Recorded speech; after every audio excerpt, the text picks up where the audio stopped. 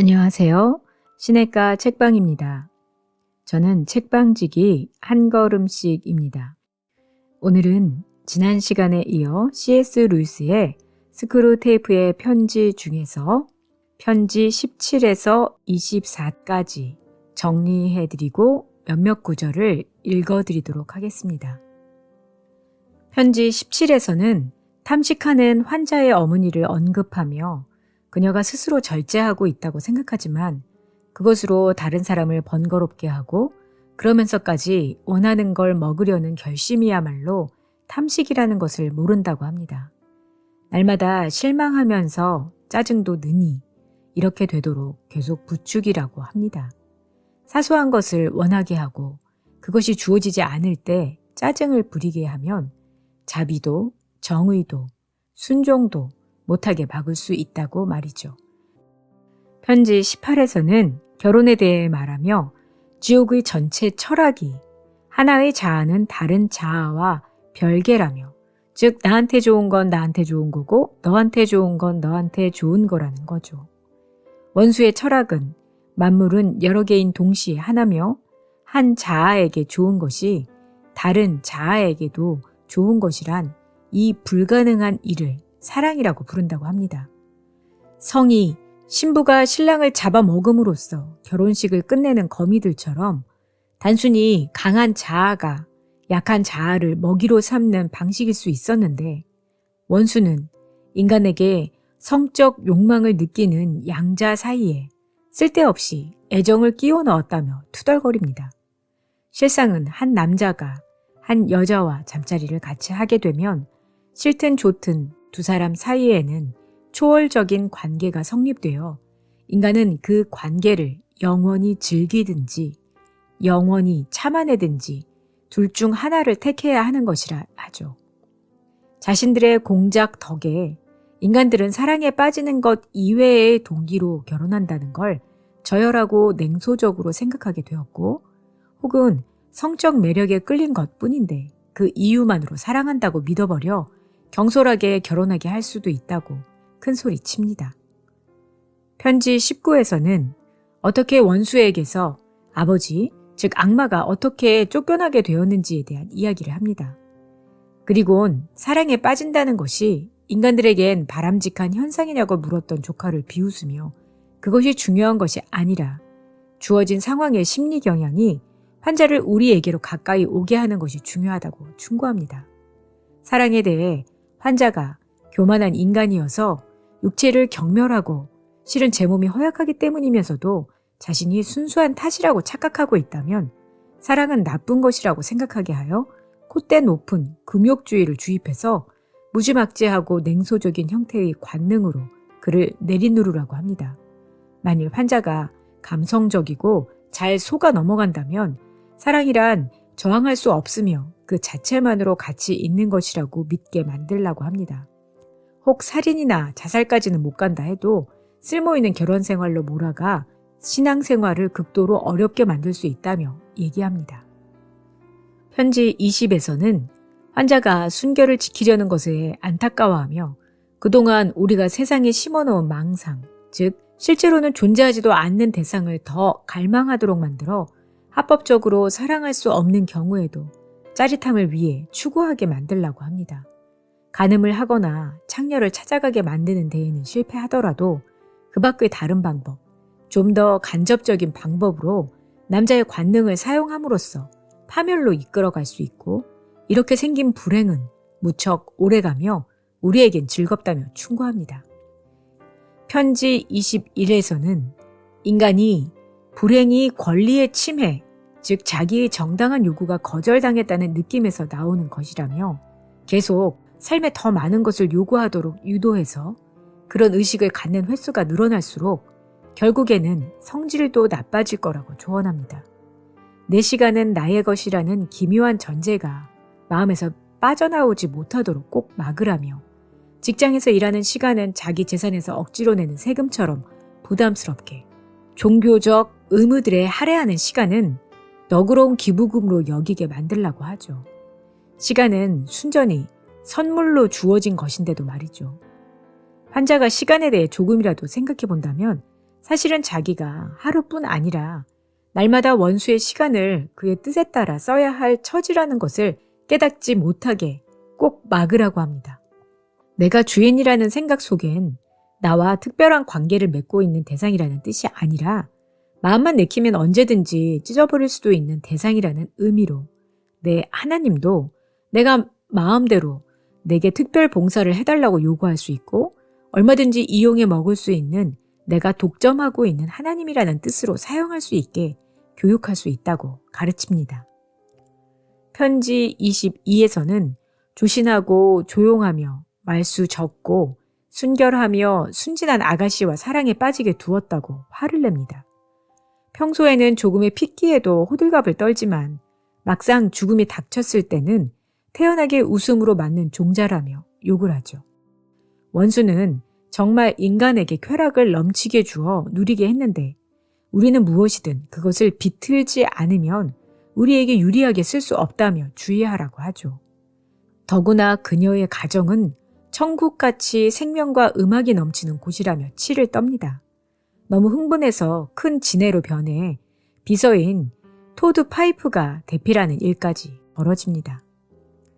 편지 23에서는 그가 계속 그 여자를 통해 더 많은 그리스도인들을 만나는 것을 염려하며 영성을 없앨 수 없다면 부패시키는 쪽을 선택하라고 합니다. 환자의 새 친구들을 보며 최선의 공격 지점이 바로 신앙과 정치 사이의 경계선이라며 종교의 사회적 의미에 열렬한 관심이 있는 친구들을 통해 공격해보라고 합니다. 역사적 예수를 내세워 존재하지 않는 대상에게 헌신하는 효과를 거두거나 현대적 의미에서 예수를 위인으로 만들어 단순한 스승으로 만든 후 그의 가르침과 다른 모든 위대한 도덕적 스승들의 가르침이 실질적으로는 아주 일치하고 있다는 점은 은폐해버리라고 합니다. 또 역사적 예수들을 구성함으로써 헌신의 삶을 무너뜨리는데 기도와 성례 가운데 실제로 임재하는 원수를 그저 있을 법하고 막연하게 그림자 같은 기괴한 인물, 낯선 언어를 쓰다가 오래전에 죽은 인물로 대체해놓고 있다 합니다. 그리고 이렇게 묘사된 예수는 그 자체가 비역사적 인물일 뿐 아니라 그의 종교 역시 역사를 거스르게 되는 이점이 있다고 주장합니다. 그래서 인간들이 기독교를 수단으로 취급하게 되는 것이 가장 우리가 바라는 바라고 합니다. 편지 24에서는 환자가 사귀고 있는 여자가 가지고 있는 약점, 즉 신앙으로 결속된 집단에서 자라난 여자라면 거의 가지고 있는 자기들과 믿음을 공유하지 않는 외부인들은 그야말로 어리석고 우스운 사람들일 것이라는 흔들리지 않는 억측을 사용해서 애인의 결점을 모방하고 과장하게 만들어서 환자에게 더 큰 영적인 교만이 되도록 만들라고 합니다. 모든 생각에 은근한 자긍심을 뒤섞어 놓되 내가 정확히 무엇에 자긍심을 느끼는 걸까라는 의문은 절대 품지 못하게 하고 환자가 불신자들의 말을 우스워하는 태도로 받아들이도록 교육하라고 충고합니다. 책의 몇몇 구절을 읽어드리도록 하겠습니다. 편지 17. 지금은 단지 먹는 양이 적다는 사실 때문에 눈치를 못 채고 있지. 하지만 인간의 위장과 입맛을 이용해서 까탈스럽고 참을성 없고 무자비하고 이기적으로 만들 수만 있다면 양이야 얼마를 먹든 무슨 상관이냐. 처음엔 허영심으로 시작했다 해도 결국에는 습관으로 굳어지는 법이다.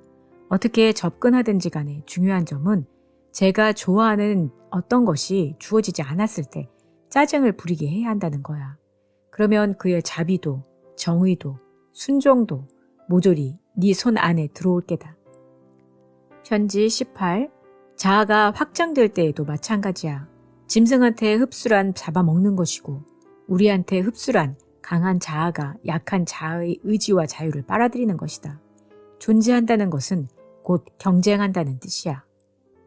서로 돕고 순결을 지키며 후손에게 생명을 물려주기 위해 배우자에게 충실하겠다는 다짐을 폭풍처럼 몰아치는 감정보다 훨씬 더 저급한 걸로 여긴다고. 실제로는 성적인 매력에 홀린 것뿐인데도 상대방과 결혼하고 싶은 마음이 있다는 이유만으로 무조건 사랑한다고 믿어버리게 할 수 있다. 편지 19.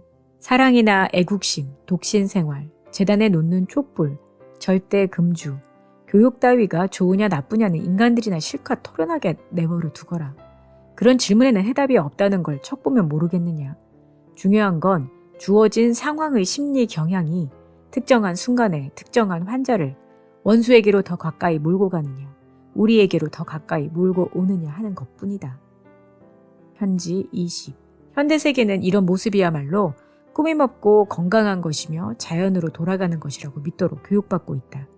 결국 우리는 실제로는 존재하지도 않는 대상을 점점 더 갈망하도록 남자들을 지도하고 있는 셈이야. 관능에서 눈이 차지 않는 역할을 점점 더 확장시키는 동시에 그 눈의 갈망이 성취될 가능성은 점점 더 축소시키는 거지. 그 결과가 어떻게 될는지는 능히 짐작할 수 있겠지. 현재로서는 이것이 우리의 일반적인 전략이다. 편지 21. 인간들은 단순히 불행이 닥쳤다고 분노하는 게 아니라 그 불행이 권리의 침해로 느껴질 때 분노한다. 내가 주인이라는 생각을 불어넣는 데에는 교만 말고도 혼동을 이용할 수 있다. 즉 인간들이 소유격의 다양한 의미를 구별하지 못하도록 교육하는 거지.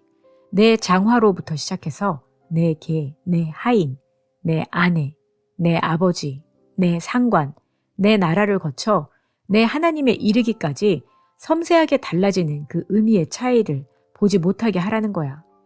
내 고민형이라고 할 때도 나와 특별한 관계를 맺고 있는 오랜 애정의 대상이라는 뜻이 아니라 마음만 내키면 언제든지 찢어버려도 되는 고민형이라는 뜻으로 사용하도록 교육시킬 수 있다.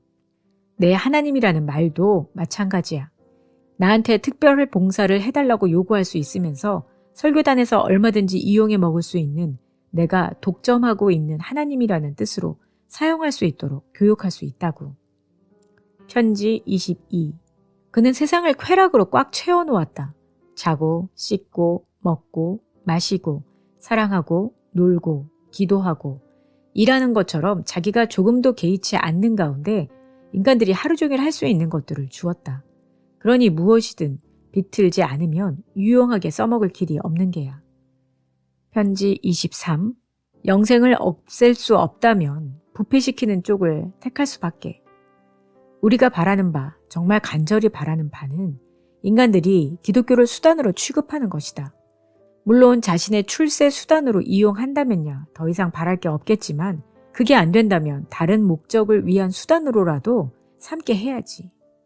기독교가 진리이기 때문이 아니라 무언가 다른 이유 때문에 믿으라는 것. 이게 바로 우리 수법이야. 편지 24. 애인의 결점을 모방하고 과장하게 만들어서 여자한테서는 경미했던 결점이 그한테 옮겨왔을 때에는 가장 강력하고도 아름다운 악, 즉 영적인 교만이 되게 할 수 있겠지. 즐거운 집단과 지루한 집단의 차이를 신자와 불신자의 차이로 착각하도록 가르치거라. 우리 그리스도인들은 확실히 달라라는 느낌을 주어야 한다. 그럴 때 저도 모르는 사이에 우리 그리스도인이 곧 내 편을 가리키게 만들라고. 물론 여기서 내 편이라는 건 사랑과 겸손으로 나 같은 사람을 받아들여준 사람들이란 뜻이 아니라 내가 마땅히 누려야 할 권리에 따라 사귀는 사람들이라는 뜻이 되어야지. 네, 오늘은 C.S. 루이스의 스크루테이프의 편지 중에서 편지 17에서 24까지를 정리해드리고 몇몇 구절을 읽어드렸습니다. 다음 시간에는 이 책의 마지막 시간으로 편지 25에서 편지 31까지 정리해드리고 몇몇 구절을 읽어드리도록 하겠습니다. 그럼 다음 시간에 뵐게요. 안녕히 계세요.